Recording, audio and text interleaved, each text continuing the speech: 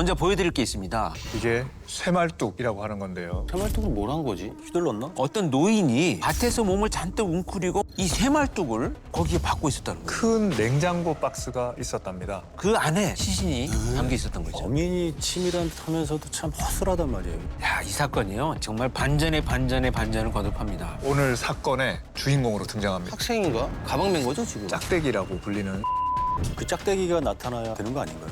야, 이 도대체 누구길래 입을 열지 않았을까? 야, 요즘 남일 햄버거 잘 되고 있어요, 아주. 드셔보셨어요? 내가 한번 먹어봤는데 진짜 맛있었어요. 저도 먹고 싶어요. 그래, 네가 좀 한번 싸라. 좀 갖고 오고 좀 그래라. 뭐 제가 한번 기회에 대해서 한번 쏘겠습니다, 지금. 남일 씨가 보니까 방송하면서 네. 함부로 막 돈을 쓰거나 그런 사람은 아니에요. 노. 아니에요? 겁나 짜요. 아, 아껴야. 잘 챙기는 거죠, 뭐. 잘 살아야죠, 아껴야지. 지난번에 또 뭐 나보고 뭐 챙기라 그랬었는데? 지원금 챙기라 그랬었는데? 아정당 지원금이요. 그거 놓치면 안 되죠, 그거. 아중당 알아요? 안정당만 알아요. 약정 지난 그 인터넷 정수기, 휴대폰, 카드 캐시백까지 가만히 두면 최대 148만 원 손해니까 챙기라고 그때 제가 한번 말씀드렸죠. 손해요? 왜 손해가 되는 거죠? 이게 나라에서 정한 지원금이라 당연히 챙겨야 되는 건데 본사에서는 이거를 안 알려주니까는 까먹고 놓치는 사람들이 굉장히 많더라고요. 아정당이 특히 24시간 상담이 가능해서 편하고 설치 당일에 바로 현금으로 지원금이 입금받을 수 있거든요. 그렇다고 이제 뭐 요금이 비싸지거나 이러지는 않나요? 그 업계 유일 알뜰 통신사까지 비교해서 최저 요금인데다가 다른 데보다는 지원 적으면은 120%까지 보상까지 해준다고 하더라고요. 근데 요즘 좀 비싸지 않나요? 아정당 카톡 추가하면 지원금이 30에서 40만 원 더 줄 때 연락을 준다니까 최신폰을 현금 받고 살 정도로 혜택이 좋습니다. 참 똑똑하네, 똑똑해. 오늘 형사는 어떤 사건인가요? 사건 시작하기 전에요. 먼저 보여드릴 게 있습니다. 이 사건 당일 범인의 모습이 찍힌 CCTV 사진인데요. 네. 자, 이 사진입니다. 이거 알아볼 수 있을까요, 이거? 학생인가? 가방 맨 거죠, 지금? 학생인가? 네네네. 아니 근데 뭘 보라는 거예요? 얼굴이 전혀 안 보이는데? 범인 손에 들고 있는 걸 잘 보셔야 되는데요. 바로 이겁니다. 이게 쇠말뚝이라고 하는 건데요. 오늘 사건의 주인공으로 등장합니다. 쇠말뚝을 뭘 한 거지? 찌르지 못할 것 같은데. 이거 변호사님이 오신 거 보니까 지난번에 했던 산낙지 같은 사건 그런 거 아닌가? 아, 그런 건가? 그렇다고 봐야죠. 결론이 좀 짜증나는 잘 짜진 각본 같다고나 할까? 그러면 재판에서 뭐 또 뒤집어졌나 본데? 이 사건에 정말 반전의 반전이 거듭됩니다. 무슨 사건인데요? 때는 2007년 3월 11일 따뜻한 봄날이었습니다. 부산 기장읍에서 오후 4시 5분경에 어떤 노인이 밭에서 몸을 잔뜩 웅크리고 뭔가를 하고 있었답니다. 노인이... 근데 그게 왜요? 그 노인이 그 밭의 주인이 아니었던 거예요. 응? 근데 마침 밭 주인이 자기 밭에 갔다가 그 상황을 보게 된 거고요. 멀리서 봤을 때는 그 자기 밭에다가 쓰레기를 버리는 줄 알고 이게 남의 밭에서 뭘 하는 거냐 이렇게 물어보면서 가까이 다가갔더니 그 노인이 이 쇠말뚝을 거기에 박고 있었다는 거예요. 그래서 이 밭 주인이 크게 고함을 치게 된 거죠. 그 밭에다가 왜 새말뚝을 받고 있었지? 그 밭주인이 어이가 없었겠네. 고함을 지를 정도면. 밭 주인이 고함을 치니까 횡설수설하다가 갑자기 막 뛰어가더라는 거예요. 텃밭 바로 앞이 버스 정류장이었는데 이 지나가는 버스를 멈춰 세워서는 그걸 타고 그냥 그대로 달아나 버렸다고 합니다. 뭐야, 도망간 거면 약간 수상한데? 왜 도망을 가? 뭘 하려고 한 것 같은데. 새말뚝으로 뭘 한 건가? 빨리 따라가서 이거 잡아야 되는 거 아닌가? 밭 주인은 바로 112에 신고부터 했습니다. 신고를 받고 출동한 경찰이 쇠말뚝이 박힌 자리에 흙을 파냈는데 낡고 해진 종이 박스가 있더라는 겁니다. 그리고 줄 같은 게 보여서 당겨봤더니 박스가 딸려 나오더라는 거죠. 그런데 그 박스 귀퉁이에 사람 발가락이 발견됩니다.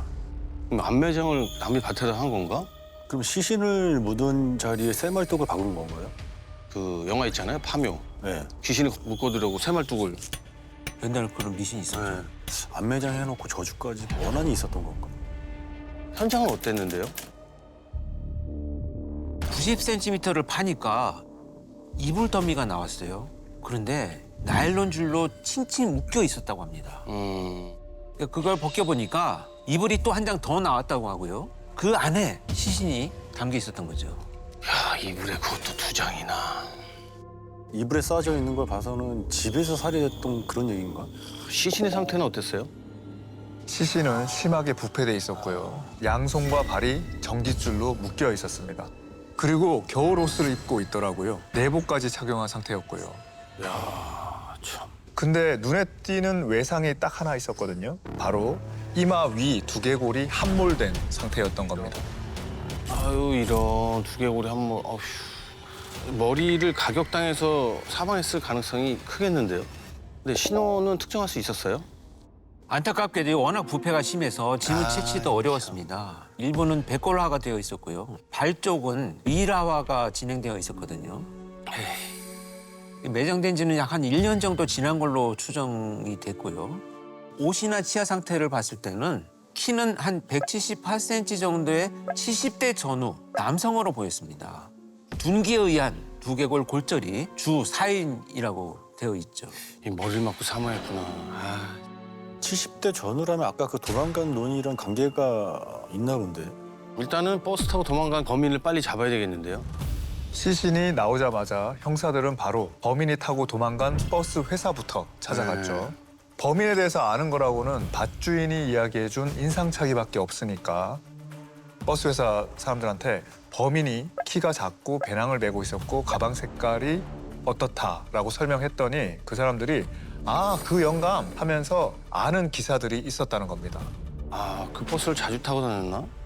그래서 범인을 바로 찾은 건가? 때마침 그날 운행 중이던 버스 기사한테서 급히 연락이 왔습니다. 네. 방금 전에 그 범인과 인상 차이가 비슷한 노인이 버스에 또 탔다는 거예요. 그래서 형사들이 최대한 천천히 주행을 해달라라고 부탁을 하고요. 버스가 있는 곳으로 이제 달려갔죠.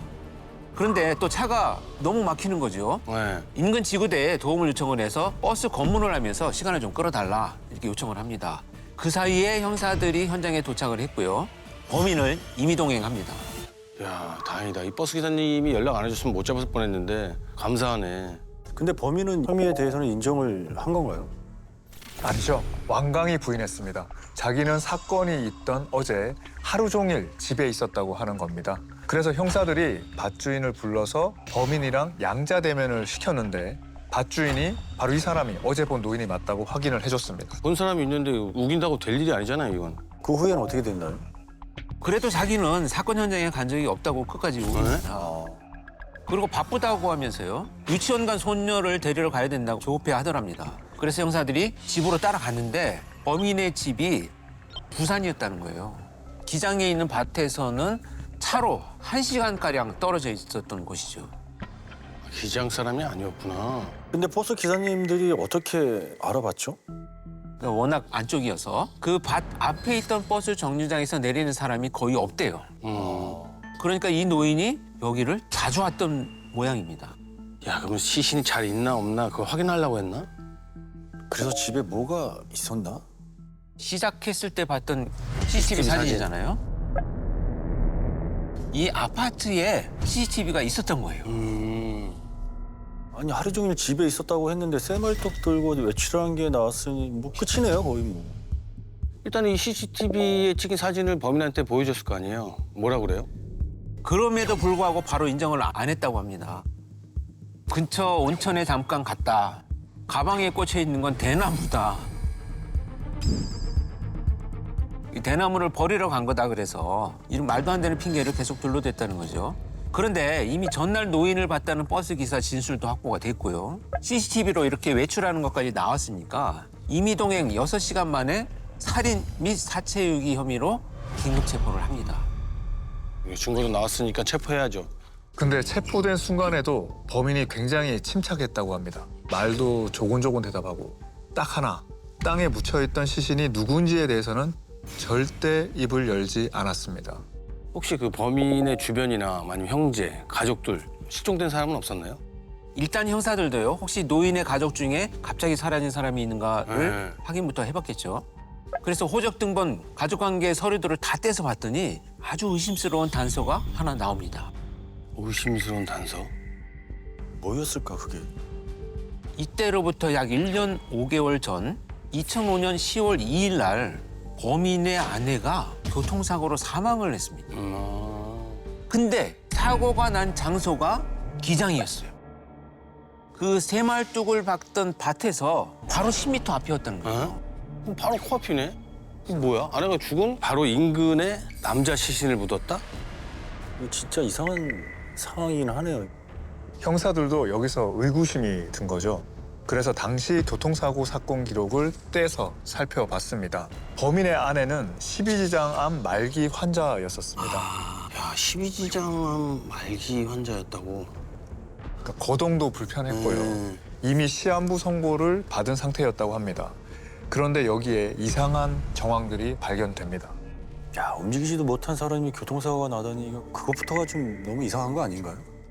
그렇죠. 근데 교통사고가 난 이날 오전 7시 30분경에 거동이 불편하고 죽밖에 못 먹는 아내한테 해삼을 먹고 바람을 쐬자면서 택시 타고 기장에 가자고 합니다.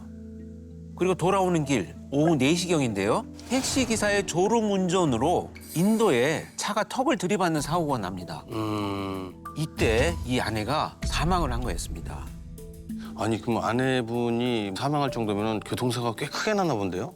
아, 운전사랑 남편은 안 다쳤나요? 그 점이 이상했던 거죠. 택시 기사하고 남편은 경미할 정도로 거의 안 다쳤고요. 택시 차량도 사망할 정도의 사고로는 안 보였다고 했습니다.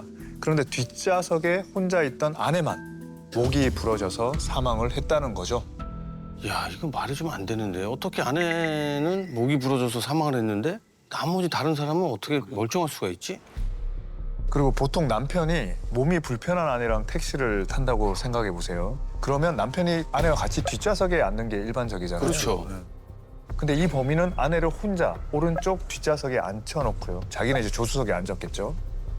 그리고 사고 당시 차량도 하필 핸들을 오른쪽으로 틀어서 오른쪽에 있는 인도턱을 정면으로 3번을 충돌했다고 합니다. 수상하다, 수상해 진짜. 그런데 더 기가 막힌 일이 있어요. 네? 이 아내가 사고가 나기 직전에 남편이 보험회사에 문의 전화를 걸어서 보험 계약 관련한 사실을 확인한 것이 밝혀집니다. 야, 아내 죽이고 보험금 타먹으려고 또 이런 짓을 한 거야? 맞아, 앞만 봐도 이거 일부러 사고를 낸 거네. 이거. 그러니까. 심지어 이 보험 자체가 교통사고로 사망해야만 보험금이 최대 2억 원까지 나오는 상품이었습니다. 이 특약도 기가 막혔어요. 휴일에 교통사고로 사망을 하면 보험금이 2배였던 거죠. 알고 했네 이거. 더 소름인 거는 이 사고가 발생한 날이 2005년 10월 2일, 그날이 바로 일요일 노인의 날이었습니다. 2배로 타먹으려고 일부러 휴일에 사고를 낸 거네. 계획하고 나를 제대로 잡았구만 아주. 씨. 그래서 얼마를 탔나요? 범인은 아내의 사망 보험금으로 보험회사에서 2억 1천만 원을 받았습니다. 그리고 택시 회사에서는 피해 합의금 5천만 원을 받았습니다. 그러니까 총 합쳐서 2억 6천만 원을 받은 거죠. 아니 그래도 살 날이 얼마 남지 않은 그러니까 시한부 인생을 사는 아내인데. 아유. 만약에 보험금 때문에 고의 사고를 냈다면 이 택시 기사도 연관이 있을 것 같지 않아요? 경찰이 조사한 사고 기록에 보면 서로 전혀 모르는 사이로 되어 있습니다. 아니, 모르는 사이인데 우연히 짜고 사고를 냈다는 거예요?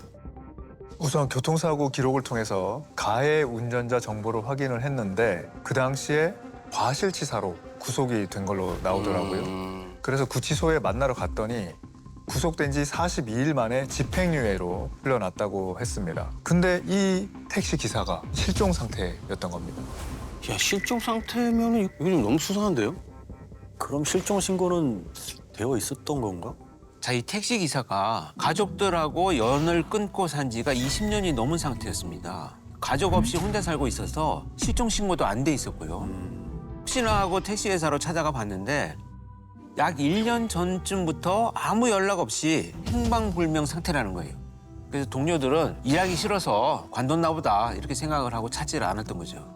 쇠말뚝 밭에서 나온 그 시신을 의심해봐야 되는 거 아닌가요? 형사들도 바로 그 부분을 의심하고 수사에 들어갔습니다. 동료들 말로는 키가 180 정도 된다고 하고요. 나이도 그렇고 쇠말뚝 밭에서 나온 시신이랑 신체 사이즈가 비슷했습니다.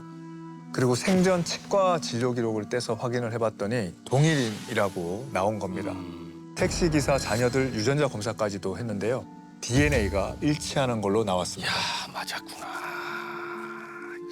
아, 왜? 왜 그랬을까? 보험금 탔으니까 그 돈 안 주려고 그랬을 가능성이 크지 않을까요? 아, 돈 때문에? 네.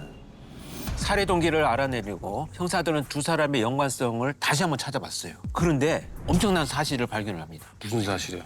아까 사고 기록에 이 둘이 전혀 모르는 사이라고 네. 했었잖아요. 근데 더 조사를 해봤더니 이 범인과 택시기사는 중학교 동창이었어요. 야, 중학교 동창이었어. 그래서 이 아내 교통사고로 공모했구나. 택시기사가 구치소에 수감 중일 때 범인이 합의서랑 탄원서를 써줬습니다. 그래서 금방 집행유예로 나올 수 있었던 거고요. 역시나 이 합의에는 아무런 대가 없이 1원 한 푼 받지 않았다고 합니다. 대가 없이 합의서를 써주고 풀려나게 했다는 것은 이 둘이 완벽한 공범이란 소리잖아요. 그렇죠? 택시기사가 부산구치소에 수감 중일 때 면회 기록을 쭉 살펴봤더니 이런 게 있었어요.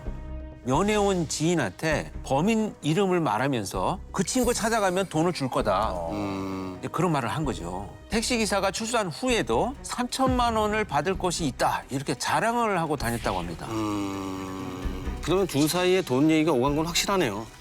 진짜 그 돈 주기 싫어서 죽인 거란 소리인데 그래서 택시기사의 주변인들도 의아하게 생각했다고 했습니다. 저 돈도 없는 사람이 어디서 어떻게 3천만 원을 받는다고 하는 걸까? 이상했겠죠?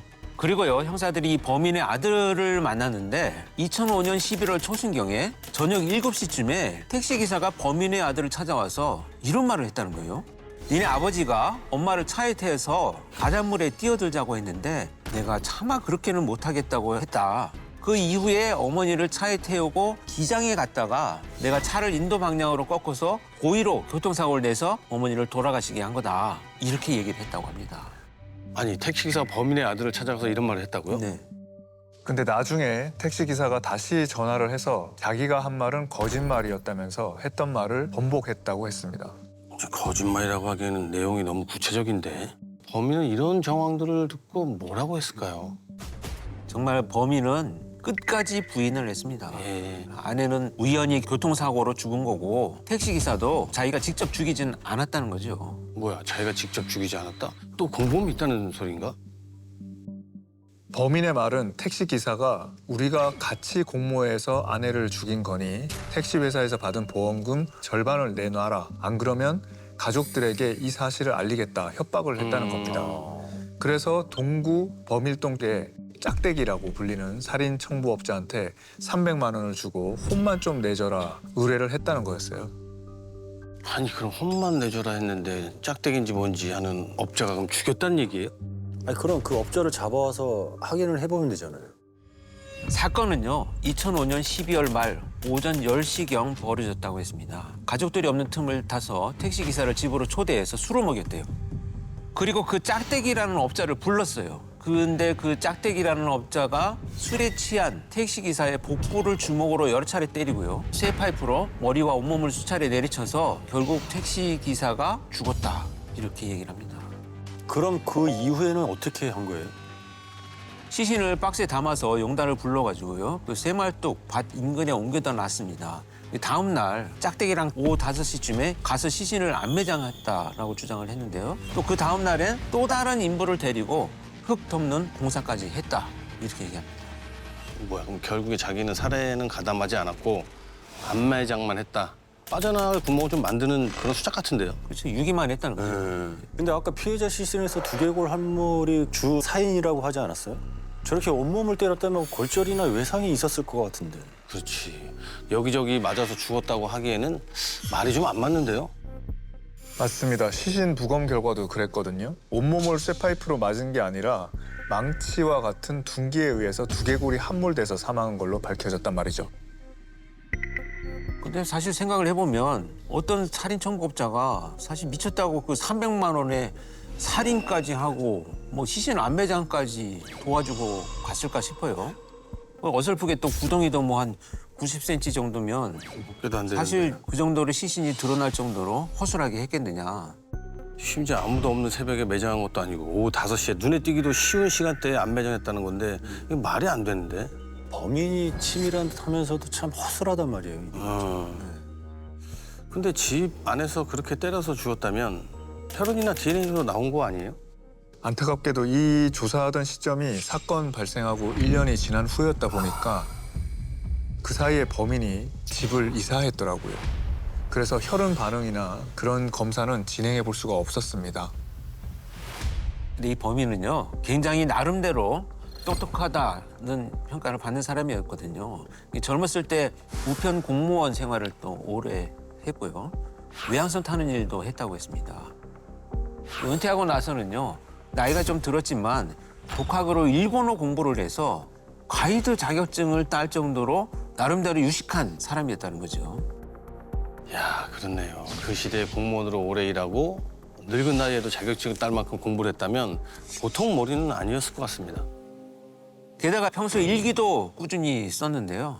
새말뚝밭에 흙 덮는 공사를 할 때 불렀던 그 인부 이름, 연락처까지 수첩에 꼼꼼히 적어두었습니다. 희한하게도요, 짝대기에 대해서만 물으면 진술이 왔다 갔다 해요. 이름도 모른다, 전혀 기억이 안 난다 주장을 합니다. 어떻게 그것만 기억이 안 난다고 할 수가 있죠? 이게 뭐 선택적 기억 상실인가? 뭐야 이게? 불리한 건 모른다고 우기는 그런 전략인가 본데 이거 진짜. 더 어이없는 거는 조사받을 때도 거짓말한 부분에 반박하는 자료를 들이밀면 막 흥분하면서 머리가 아프다고 하고 막 숨이 가쁜 것처럼 쓰러지는 척 쇼를 하고 난린 겁니다. 근데 조사 시간만 끝나면 멀쩡해집니다. 여기 내가 완전 고단수인데 이거. 내가 이런 사람 조사한 적 있는데 진짜 속이 천불나요. 천불나겠죠. 이거. 아우. 아 근데 웃긴 건 범인 입장에서도 어쨌든 자기가 죽이지 않았다는 걸 증명하려면 그 짝대기가 나타나야 되는 거 아닌가요? 그렇죠, 바로 그겁니다. 그런데 아무리 수소문을 내도 아는 사람이 없어요. 도저히 찾을 수도 없어. 그래서 형사들은 결국 범인이 만들어낸 가상의 인물이다, 이 짝대기는. 그렇게 생각을 합니다. 아니 범인조차도 기억이 안 난다고 하고 그렇게 찾아봐도 안 나오면 이거 없는 사람 아니에요? 그러니까 범인이 자기 혐의 벗으려고 만들어낸 가상의 인물이 맞는 것 같긴 한데 근데 범인이 시신 유기하러 가고 매장하러 가고 흙 덮으러 가고 이거 꽤 많이 갔는데 다른 목격자는 없었나요? 형사들은 시신을 옮겨줬다는 용달 기사를 찾아내려고 네. 벼룩시장 정보지 안에 있는 업체를 이잡듯이 뒤져서 결국 찾아냈습니다. 시신을 옮긴 게 1년도 더 전인데 용달 기사도 범인을 기억하고 있더라고요. 기억을 한대? 왜? 용달 기사가 느끼기에도 그날 뭔가 그 특이한 점이 있었나 봐요. 그때가 늦은 시간이었는데요. 아파트 집안으로 갔더니 큰 냉장고 박스가 있었답니다. 그래서 범인이랑 같이 박스를 들고 옮겼고 범인을 차에 태우고 가는데 특별한 목적지가 없더라는 겁니다. 그냥 계속 가자, 가자 하더니 갑자기 웬 도로가에 내려달라고 하더랍니다. 특이한 손님이라서 기억이 난다고 했습니다. 아, 그렇게 시신 담긴 박스를 내려만 놓고 다음날에 다시 가서 묻은 것도 이상하네요. 그러니까 자기 밭도 아니고 남의 밭에다 말이야. 밤사이에 불안하지도 않았을까요? 불안했을 것 같은데. 간도 크죠, 이거 진짜. 네. 근데 시신을 매장한 이후에도 범인은 이 장소에 몇 번 더 찾아갔다고 합니다. 흙덮는 공사를 하던 날도 밭주인이 그 모습을 보긴 했는데 또 찾아와서 새말뚝을 박는 바람에 이게 딱 걸린 거죠. 야, 새말뚝 안 박았으면 평생 안 걸릴 수도 있었겠네요, 이거. 근데 새말뚝은 왜 박은 걸까요? 시신을 깊게 묻어놓질 않았다고 했잖아요. 혹시라도 비가 오면 시신이 떠내려갈까 봐 걱정돼서 쇠말뚝을 박은 걸로 보였습니다. 묻어놓고도 계속 신경이 쓰였으니까. 그래 왜 사람을 죽이니? 아유 참. 그래서 이 범인은 구속을 시킨 건가요? 범인의 집안 수색을 해본 결과 범행에 사용한 걸로 보이는 이 망치를 발견했습니다. 이 망치가 두개골 함몰 부위랑 어느 정도 일치한다라는 것도 확인을 했고요. 결과적으로 직접 살해를 했다는 청부업자의 존재는 나오지 않았지만 이 범인의 집에서 범행 도구가 나왔으니까 네. 형사들은 범인을 살인, 상해치사, 사체유기, 사체은닉 혐의를 전부 적용을 해서 구속을 시킵니다. 그렇죠. 이건 무조건 구속해가지고 살인죄로 처벌을 내려야죠. 범인 때문에 두 사람이 죽었고 모든 정황들이 이제 뭐 살인을 이야기하고 있잖아요. 그러면 이제 죄값은 어떻게 받았나요? 두 사람이 살해당했으니까 검사는 살인죄로 기소를 했습니다. 네. 그런데 1심에서 징역 6년형을 받습니다. 6년밖에 안 돼? 이 말은 살인죄가 성립이 안 됐다는 거죠. 이게 말이 돼? 직접 증거가 없어서 이렇게 된 건가? 아니 근데 결국 청법자의 존재도 없고 집에서 망치도 나왔는데 어떻게 살인죄가 적용이 안 될 수가 있죠? 이게 살인죄가 아니면 누가 죽였다는 거예요? 제가 열받는 판결문을 한번 알려드리겠습니다. 판결문에는 이런 내용들이 있었는데요. 범인과 아내는 오랜 투병 생활에도 금슬이 좋았다는 점. 아내가 집에만 있는 것이 안쓰러워서 기분 전환을 위해서 외출을 했다. 그 당일날. 택시기사로 일하는 친구의 택시를 대절한 것으로 볼 수 있다는 점. 그리고 범인이 가벼운 상해를 입은 걸 봐서는 죽일 생각을 가지고 고의로 낸 사고라고 보기는 어렵다는 점. 또 보험은 사건이 발생하기 오래전인 1998년도에 가입했다는 점. 이런 이유를 들어서 유죄로 인정하기는 어렵다 이런 판단을 합니다. 살인을 했다고 볼 수 있는 정황이 이렇게나 많은데 그걸 전부 다 단정 지을 수 없다는 이유로 살인죄를 무효가 된다는 이게 말도 안 된다 이거 진짜. 이게 무효가 될 수 있나 이거? 일단 이 사건에 직접 증거가 없는 거는 또 맞긴 한데 하지만 이 판결 부분에 좀 납득할 수 없는 거는 이 모든 이 어떤 정황에 대해서 이럴 수도 있다, 이럴 수도 있다, 이럴 수도 있다면 다 무죄예요, 다. 예, 그래서 제가 판사였다면 이거는 일단 직접 증거가 없다는 거는 생각을 많이 해야 되지만 범행 동기가 인정되지 않는다, 고의가 없다, 이거는 좀 저는 인정했을 것 같습니다, 고의를. 이 결국 2심에서도 상해치사와 사체유기, 사체은닉죄는 인정이 됐지만 살인죄는 끝내 인정이 되지 않았습니다. 근데 1심에서 선고된 형이 너무 가벼워서 부당하다는 이유로 4년이 추가됐어요. 범인은 최종 10년형을 선고받습니다. 그래봤자 10년인데 사람을 둘이나 죽여놓고 말이 안 되는데 이거 도대체 이게 왜 살인죄가 성립이 안 되는 거예요, 이거 진짜? 직접 증거가 없어서 그러나? 네, 일단은 범인이 처음부터 끝까지 일관되게 살인 혐의를 부인을 하고 있고요. 아내 살인을 공모한 이 택시기사도 사망을 했잖아요. 그리고 택시기사를 살해했다는 짝대기는 결국 못 찾은 거고 이 범인이 죽인 건지 아닌지도 모르는 상황이기 때문에 살인죄가 성립이 안 됐다는 거죠. 만약 택시기사가 살아있었다면 아내에 대한 살인죄가 인정됐을 가능성이 아주 가능성이 높고요. 짝대기도 있었다면 택시기사에 대한 살인도 인정됐을 수 있을 것 같습니다. 이 범인 입장에서는 자기를 무죄로 만들기 위해서 아주 빠져나가기 좋은 인물들을 내세운 거죠. 바로 택시기사하고 짝대기인 거죠. 뭐 그래도 결과적으로 보면 새말뚝 덕분에 어쩌면 뭐 영영 묻힐 뻔한 이 진실이 세상에 알려지니까 뭐. 야, 2007년에 범인이 70대 초중반의 나이였으니 10년 살고 나와서 살아있을 수도 있고 늙어서 사망했을 수도 있겠지만 일단 살아서든 죽어서든 꼭 그 죄값을 치렀으면 좋겠습니다. 이건 너무 이해가 안 되네요.